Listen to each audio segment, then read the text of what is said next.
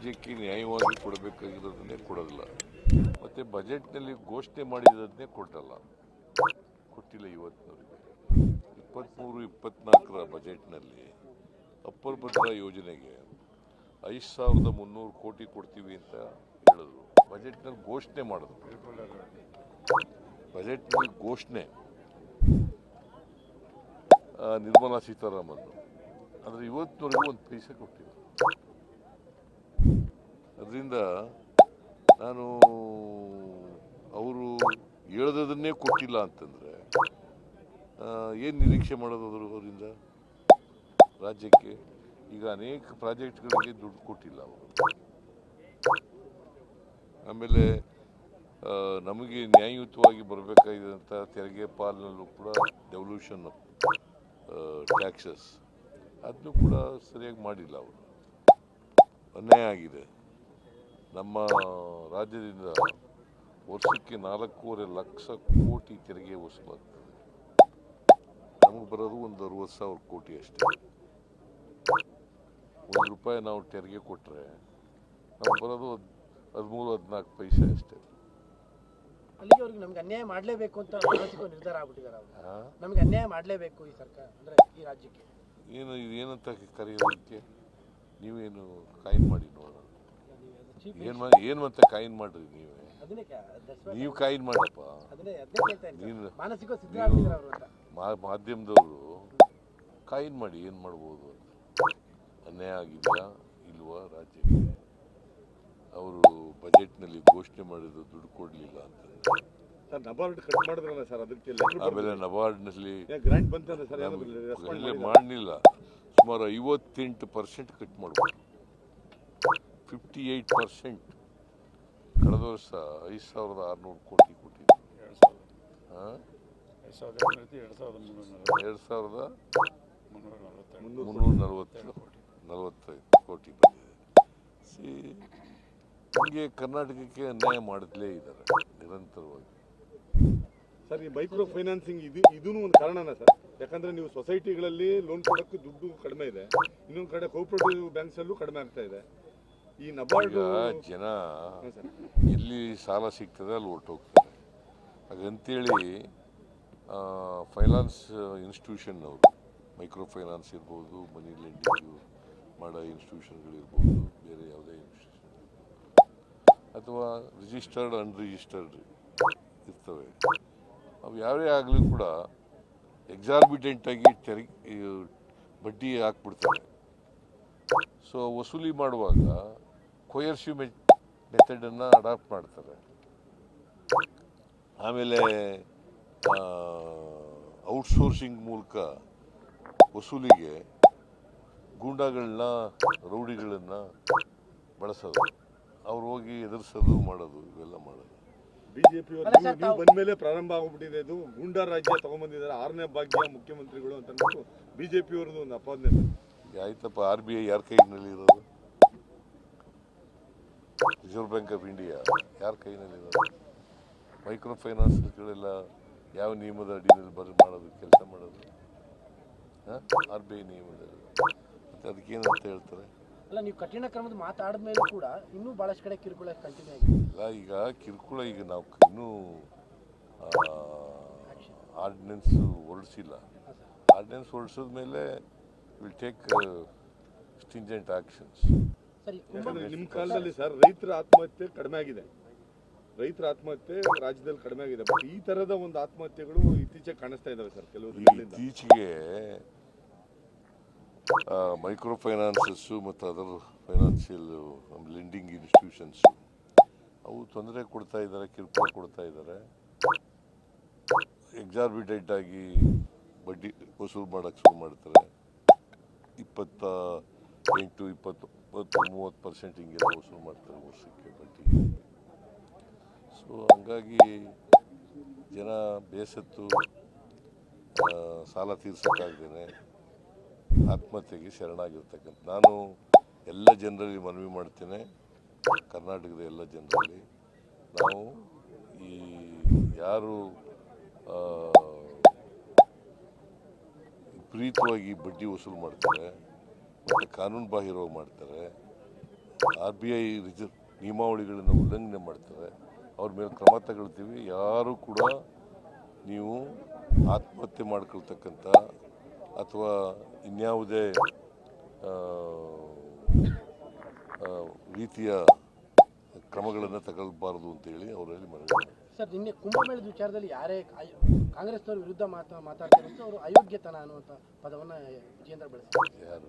ವಿಜೇಂದ್ರ ಅವರು ಬಿಜೆಪಿ ರಾಜ್ಯಾಧ್ಯಕ್ಷ. Vijendra after all ಅವರು ಜಗಳ ನಮ್ಮ ಪಾರ್ಟಿನಲ್ಲಿ ನಡೀತಾ ಇದೆಯಲ್ಲ, ಏನಂತ ನಡೀತಾ ಇದೆ? ಏನಂತ ನಡೀತಾ ಇದೆಯಪ್ಪ? ಅವರವ್ರಿಗೆ ನಡೀತಾ ಇದೆ. ಏನಂತ ನಡೀತಾ ಇದೆ? ಸರಿ ಇಲ್ಲ ಅಂತ. ಮತ್ತೆ ನಾನು ಉತ್ತರ ಕೊಡ್ಬೇಕು ಅವ್ರಿಗೆ? ಕಾಂಗ್ರೆಸ್ಸಿಗೆ ಅಯೋಗ್ಯರು ಅನ್ನೋ ಪದವನ್ನು ಬಳಕೆ ಮಾಡಿ ಅಯೋಗ್ಯರು ಕಾಂಗ್ರೆಸ್ ಎಲ್ಲಿ ನಡೀತಾ ಇರೋದು ಇದು? ಯುಪಿನಲ್ಲಿ. ಅಲ್ಲಿ ಅಧ್ಯಕ್ಷ ಪಾರ್ಟಿ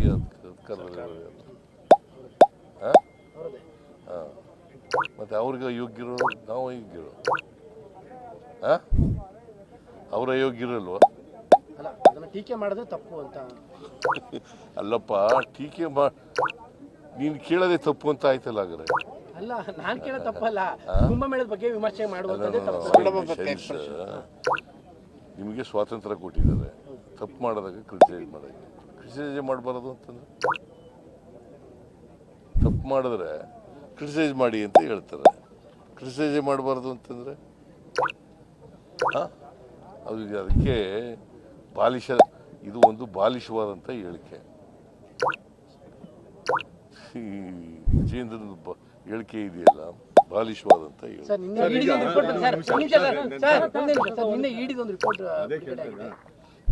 ರಿಪೋರ್ಟ್ ಅಲ್ರಿ ಅದು, ಸೀಜ್ ಮಾಡಿರೋದು, ಸೀಜರ್ ರಿಪೋರ್ಟು. ಬೇಕು ಅಂತ ಪೊಲಿಟಿಕಲ್ ಆಗಿ ಮಾಡ್ತಾ ಇದ್ದಾರೆ. ಇನ್ನು what is the evidence to show that there is a money laundering ಆಗಿದೆ ಅನ್ನೋದಕ್ಕೆ ಏನಿದೆ ಸರ್? ಅದಕ್ಕೆ ಪೂರಕವಾಗಿ ನೀವು ಮುಖ್ಯಮಂತ್ರಿಗಳು ಮತ್ತೆ ಅವರ ಏನು ನಿಮ್ಮ ಮನೆಯವರಿಗೆ ಇರ್ಬೋದು, ಇಲ್ಲ ಮಿನಿಸ್ಟ್ರಿಗೆ ಆಗಿರ್ಬೋದು, when the Lokayukta is investigating on one side, what was the need to serve the ಏನು ಅವ್ರಿಗೆ ನೋಟಿಸ್? ನೋಡಿದ್ದೀರಾ ಇದನ್ನ? ನಟೇಶ್ ಕೋರ್ಟ್ಗೆ ಹೋಗಿದ್ದಾನೆ, ಹೈಕೋರ್ಟ್ಗೆ ಹೋಗಿ ಅವ್ರಿಗೇನಂತ ಹೇಳಿದ್ದಾರೆ ಅಂತ ಗೊತ್ತಿದೇನಪ್ಪ ನಿಮಗೆ? ಅಬ್ಸರ್ವೇಷನ್ ಹೈಕೋರ್ಟ್ನವ್ರು ಮಾಡಿರೋದು ನೋಡಿದ್ಯಾ? ಏನಂತ ಹೇಳಿದ್ದಾರೆ? ನಟೇಶ ಹೈಕೋರ್ಟ್ಗೆ ಹೋಗಿದ್ದಾರೆ, ಅವನ ಪಿಟಿಷನ್ನು ಅಲೋ ಆಗಿದೆ, ಅವನಿಗೆ ಕರೆದಿದ್ದು ತಪ್ಪು ಅಂತ ಆಗಿದೆ, ಅದು ಮನಿ ಲಾಂಡ್ರಿಂಗ್ ಬರಲ್ಲ ಅಂತ ಆಗಿದೆ. ಯಾರು ಹೇಳಿರೋದು ಅದನ್ನ? ಮತ್ತೆ ಮನಿ ಲ್ಯಾಂಡ್ರಿಂಗ್ ಅಲ್ಲ, ಈ ಪ್ರಕರಣದಲ್ಲಿ ಮಾಡಿದ್ದಾರೆ ಅಂತ ಮೆನ್ಷನ್ ಮಾಡ್ತಾ ಇದ್ದಾರೆ. ಸಿ ನಟೇಶ ಹೈಕೋರ್ಟ್ಗೆ ಹೋಗಿ ಏನಂತ ಹೇಳಿದ್ದಾರೆ ಹೈಕೋರ್ಟ್ನವರು? ಯಾವ ಕೇಸ್ನಲ್ಲಿ ಹೇಳಿದ್ದಾರೆ? ಮತ್ತೆ ಅದು ಅಪ್ಲಿಕಬಲ್ ಅಲ್ವಾ? ಹೈಕೋರ್ಟ್ನವ್ರು ಹೇಳಿರೋದು ಅಪ್ಲಿಕಬಲ್ ಅಲ್ವಾ for the entire case? Is it not applicable? Natesha commissioner ಆಗಿದ್ದವನು, ಅವನು ಕೋರ್ಟ್ಗೆ ಹೋಗಿದ್ದಾನೆ. ನನ್ನನ್ನು ಮನೆ ಸರ್ಚ್ ಮಾಡಿದ್ದು, ನೋಟಿಸ್ ಕೊಟ್ಟಿರ್ತಕ್ಕಂಥದ್ದು, ನನಗೆ ಕರೆದಿರ್ತಕ್ಕಂಥದ್ದು ಕಾನೂನು ಬಾಹಿರ ಅಂತ ಕರೆದಿದ್ದಾರೆ. ಮತ್ತು ಇದು ಮನಿ ಲಾಂಡ್ರಿಂಗ್ ಅಲ್ಲ ಅಂತ ಹೇಳಿದ್ದಾರೆ. ಅವ್ರು ಮನಿ ಲಾಂಡ್ರಿಂಗ್ ಅಲ್ಲ ಅಂತ ಹೇಳಿದ್ದಾರೆ, ಕರೆದು ತಪ್ಪು ಅಂತ ಹೇಳಿದ್ದಾರೆ. ಅಂದಮೇಲೆ ಮೂಡಾದವರು ಅಲ್ಲ ಎಂತ ಇಡಿಯವರು ಮಾಡ್ತಾ ಇರ್ತಕ್ಕಂಥದ್ದು ಮನಿ ಲಾಂಡ್ರಿಂಗ್ ಅಲ್ಲ ಅಂತ ಹೈಕೋರ್ಟ್ನವರು ಬಹಳ ಸ್ಪಷ್ಟಪಡಿಸಿದ್ದಾರೆ.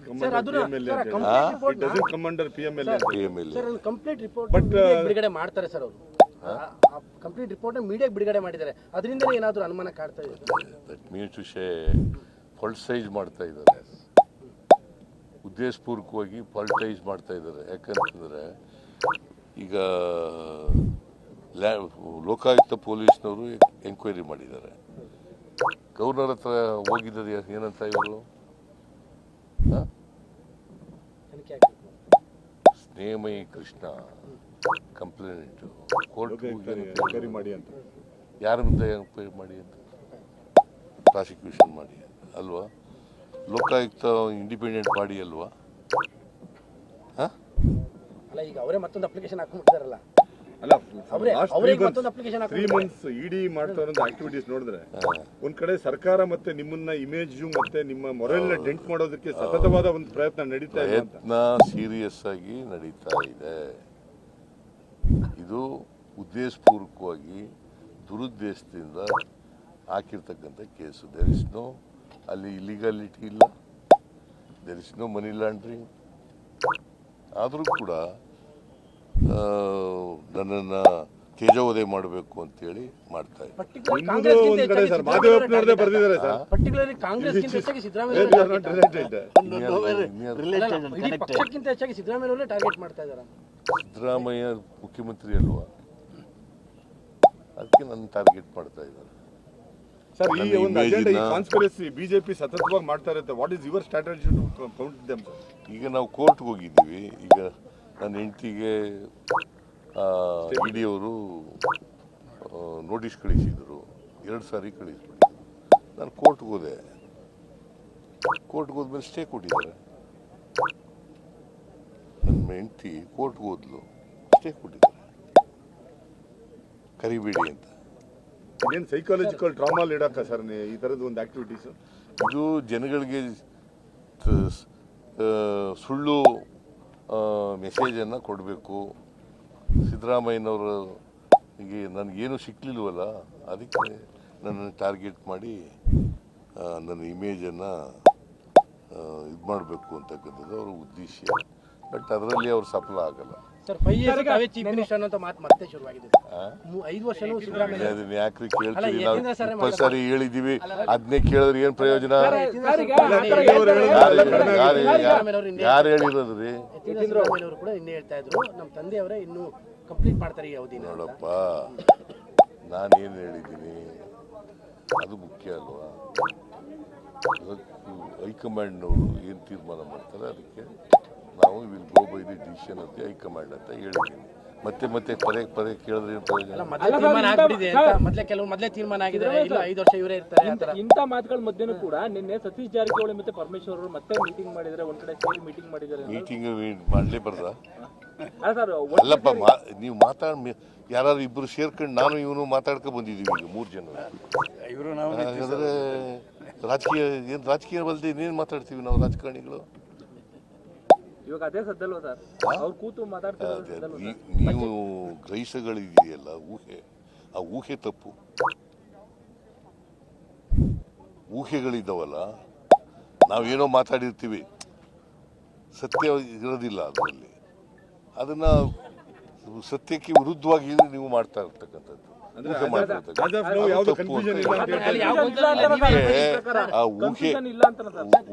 ಊಹೆ ಮಾಧ್ಯಮ ಇದೆಯಲ್ಲ, ಸರ್ ಊಹೆ ಅಲ್ಲ ಸರ್, ಈಗ ಕನ್ಫ್ಯೂಷನ್ ಇಲ್ಲ ಅಂತ ಸರ್. ಈಗ ಪದೇ ಮೀಟಿಂಗ್ ಗಳು ಆಗ್ತಾ ಇದೆ. ಎಲ್ಲಿ ಮೀಟಿಂಗ್ ನಿನ್ನೆ ಆಗಿದೆ ಸರ್. ನಿನ್ನೆ ಯಾರು ಸತೀಶ್ ಜಾರಕಿಹೊಳಿ ಕೇಳೋ ಅವ್ರನ್ನ ಏನಂತ ಮಾಡಿದ್ದಾರೆ ಅಂತ. ನನ್ನ ಪ್ರಕಾರ ಮೀಟಿಂಗ್ ಮಾಡಿದ್ರೆ, ಊಟ ಮಾಡಿದ್ರೆ ಅದು it is not A politics, it is not against the interest of the party. Sir ಒಂದೇ ನಿಮಿಷ ಏನು ಯಾರು ಕೇಳು. ಈಗ ನಿಮ್ದು ಅನ್ಡಿವೈಡೆಡ್ ಫ್ಯಾಮಿಲಿ ಅಂತ ಅನ್ಕೊಂಡಿದ್ದೀನಿ. How is that you are related to the ED case and why is your name has ಬಿಗರ್ಡ್?